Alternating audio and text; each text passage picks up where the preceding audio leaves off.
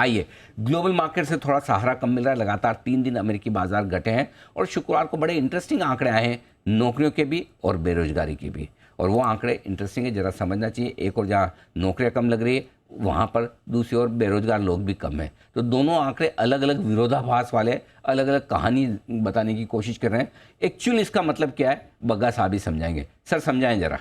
Morning Anil ji. Good morning sir. Good morning. Anil ji, देखें तो दो तरह के नंबर आए अमेरिका में। एक तो होता है प्राइवेट नंबर्स जो देते हैं थर्सडे को, वो आता है एडीपी करके है, ऑटोमेटेड डेटा प्रोसेसिंग करके कंपनी है। वो स्टैनफोर्ड डिजिटल के साथ मिलके वो आंकड़े निकालते हैं कि निजी क्षेत्र में क्या नौकरियां बढ़ी हैं। वो बहुत बड़ा नंबर आया, लगभग 5 लाख का। 497,000 नौकरियां आई। उसके चलते मार्केट काफी हिल गए। हमने देखा एक गिरावट आई स्टॉक मार्केट में, और जो बॉन्ड्स के जो यील्ड्स थे वो बहुत बढ़ गए। तो ये हम एक स्टैंडर्ड हम सिखाते हैं। जब नए लोग आते थे ट्रेडिंग के लिए, हम ये कहते थे नेवर ट्रेड द एडीपी। कभी आपको एडीपी ट्रेड नहीं करना है, क्योंकि वो विश्वसनीय नंबर नहीं है। फ्राइडे को जो सरकारी नंबर आया, उनका ब्यूरो ऑफ लेबर स्टैटिस्टिक्स का जो नंबर आया, वो काफी कम आया। अनुमान के सामने 2 लाख से थोड़ी ज्यादा नौकरियां आई। और जो दिसंबर 2020 के बाद का सबसे कम आंकड़ा था। दिसंबर 2020 में नौकरियां एक्चुअली घटी थी, 2.5 लाख नौकरियां कम हुई थी, 268,000।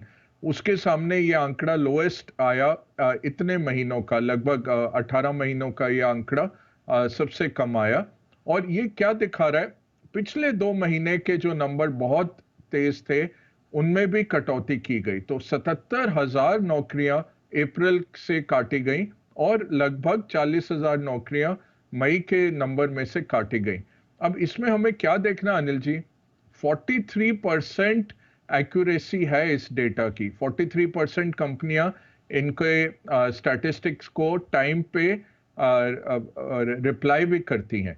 नौकरियां आई कहां पे, 60,000 इसमें से नौकरियां सरकारी हैं।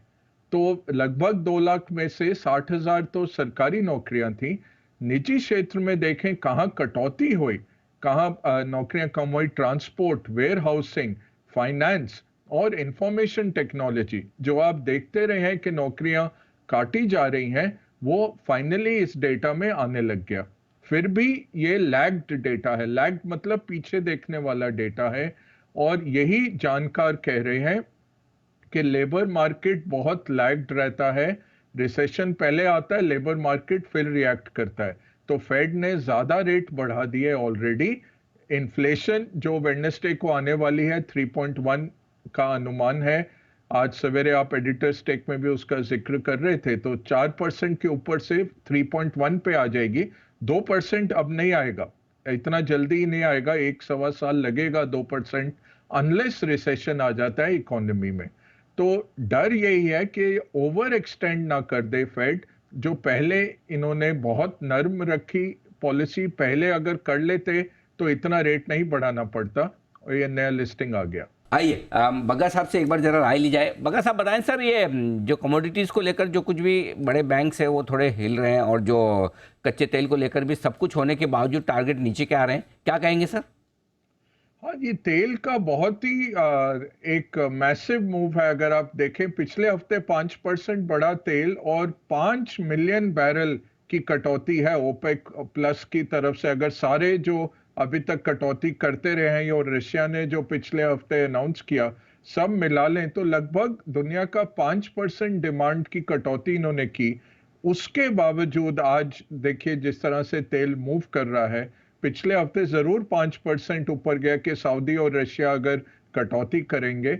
मेरे ख्याल से वो एक वो था, धोखा देने की बात थी, क्योंकि रशिया अपनी कैपेसिटी तो पूरी कर नहीं पा रहे। वो उतना शिप आउट नहीं कर पा रहे जितना वो चाहते हैं, क्योंकि चीन और भारत ही ज्यादातर रशियन तेल खरीद रहे हैं, या थोड़े अफ्रीकन नेशंस को अगर उनको कोई जहाज मिल जाए पहुंचाने के लिए तो पहुंचा रहे हैं। नहीं तो चीन और भारत ही खरीद रहे हैं, और काफी उनकी आइडल कैपेसिटी है।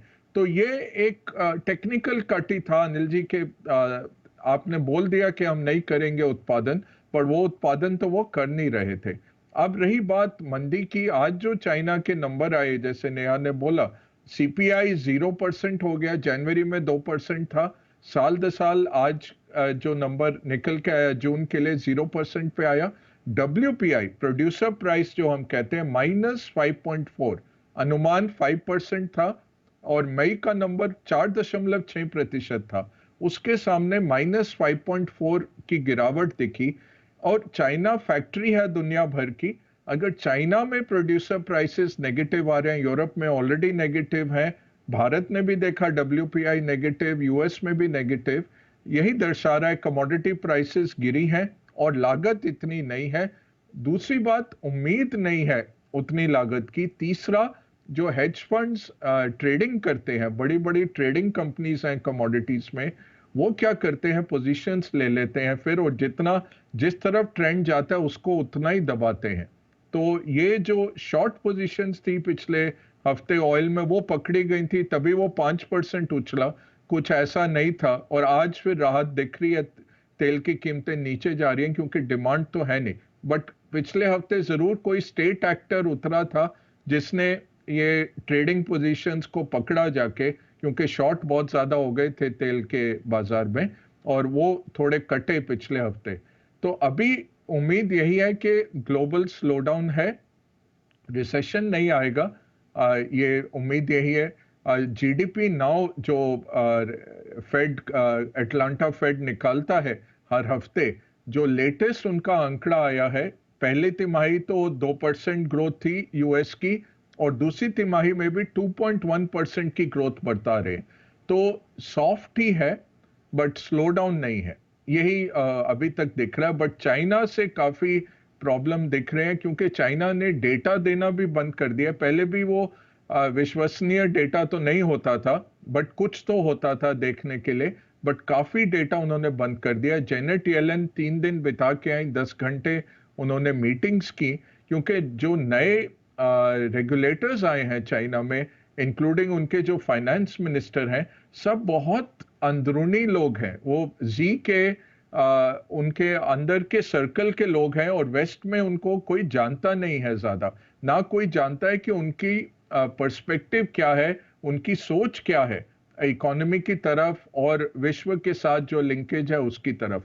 एक बहुत इंटरेस्टिंग चीज निकल के आई अनिल जी, के पहले जब बाइडेन डीकपल कहते थे कि हम डीकपल करेंगे चाइना से, चाइना ने उसका बहुत विरोध किया। फिर जब ईयू की अध्यक्ष गई उधर, उन्होंने फिर डीकपल नहीं बोला, उन्होंने कहा कि हम डी रिस्क करेंगे। तो तब चाइना ने कहा चलो ठीक है डी रिस्क। इस बारी उन्होंने जेनेट येलन को पहले ही कह दिया था डी कपल या डी रिस्क नहीं यूज होगा, तो उन्होंने कहा हम डाइवर्सिफाई करेंगे सप्लाई चेन, जो चाइना भी कहता रहता है डाइवर्सिफाई। तो इस तरह के वर्ड्स पे चलता है ये सब सोच इनकी। बट जो हकीकत है कि स्लो डाउन है चाइना में, और चाइना पूरे विश्व को ले डूबेगा अगर यहाँ पे ये स्टिमुलस नहीं लाते। हम यही कहते रहे, स्टिमुलस इस बारी ये लेके नहीं आए। वो बहुत जरूरी है स्टिमुलस लाना, क्योंकि कंज्यूमर भी डाउन है, हाउसिंग भी डाउन है, और अब मैन्युफैक्चरिंग जिस तरह से डाउन हो रहा है। थर्सडे को उनका ट्रेड डेटा निकल के आएगा, अगर इस तरह के आंकड़े आ रहे हैं तो ट्रेड डेटा भी निराशाजनक रहने वाला है। और चाइना से ही ग्रोथ आती है दुनिया की। चाइना और हिंदुस्तान हैं दो कंट्रीज जो 50% इस साल की ग्रोथ दुनिया की वहां से आएगी। तो अगर चाइना स्लो डाउन है तो उससे गड़बड़ हो जाती है। सर, कल महंगाई के जो आंकड़े आने वाले हैं, आपने कुछ टच भी किया है, काफ़ी तेज़ी से घटेंगे भी, 3.1% का अनुमान है। इन आंकड़ों की कितनी इंपॉर्टेंस है, और क्या इनके दम पर कोई फेड की जो मीटिंग होने वाली है उस पर कोई फ़र्क पड़ेगा या नहीं पड़ेगा सर? नहीं अनिल जी, फेड की मीटिंग में कोई फर्क नहीं है। 90% अभी हो गया, 93% एक्चुअली हो गया प्रोबेबिलिटी जुलाई का। तो बट आंकड़े अच्छे आने वाले हैं, तो 3.1 का आंकड़ा लगभग तय है। इसमें जो कोर है, कोर वो 5% है अभी भी। तो फूड और फ्यूल अगर आप हटा देते हैं, बाकी चीजें अभी भी 5% पे है, तो फेड उसको देखेगा। 200-300 इंडिकेटर्स उनके पास रहते हैं। मेरा तो यही मानना है कि यहाँ से रेट नहीं बढ़ाने की जरूरत। और अगर आप देखें फेड फ्यूचर्स को भी देखें, वो बहुत असमंजस में है। जुलाई तो अब लगभग तय हो गया कि बढ़ाएंगे। इस हफ्ते 4 गवर्नर बोलने भी वाले हैं। नील कश्करी बोलेंगे, मेरी डेली बोलेंगी, और 2 शिकागो के भी बोलेंगे। तो वहां से तो पता लगेगा कि क्या सोच है इनकी। बट जो मार्केट दिखा रहा है कि जुलाई में तो बढ़ेगा, बट फिर सितंबर और नवंबर में क्लियर नहीं है, और दिसंबर में रेट बढ़ जाता है 25 और। तो ये ज्यादा मुझे लगता है हेज कर रहे हैं लोग कि चलो एक बारी तो हो जाएगा, उसके बाद देखते हैं। पिछले हफ्ते ऑस्ट्रेलिया सेंट्रल बैंक ने नहीं बढ़ाया। उन्होंने, अगर याद हो तो, जून में एक झटका दिया था कि पॉज के बाद 2 बारी पॉज किया, अप्रैल मई में, और जून में बढ़ा दिया था रेट। जुलाई में फिर से उन्होंने नहीं बढ़ाया। वेडनेसडे को बैंक ऑफ कनाडा आने वाला है, अब वो देखते हैं क्या करते हैं। उन्होंने जनवरी से लेकर जून तक नहीं बढ़ाया, पॉज में थे, और फिर एकदम से जून में आके बढ़ा दिया था रेट। तो इन दोनों ने झटका दिया था मार्केट को। ऑस्ट्रेलिया ने तो फिर पॉज कर लिया है। तो कई लोग यही कह रहे हैं कि 12.5 बेसिस पॉइंट कर देते जून में, और 12.5 फिर जुलाई में कर देते, एटलीस्ट मार्केट थोड़ा समतल रहता। ये पॉज करके पॉज को स्किप में तब्दील करना, और स्किप से फिर रेट हाइक करना, इससे मार्केट बहुत ही कंफ्यूज्ड पोजीशन में है। S&P 500 देखें तो कुछ लोग कह रहे हैं 4,900 पे जाएगा साल के अंत तक, कुछ कह रहे हैं 3,200 पे आ जाएगा। तो इस तरह का कंफ्यूजन चल रहा है ग्लोबल मार्केट्स में, फेड की पॉलिसी के कारण, अनिल जी।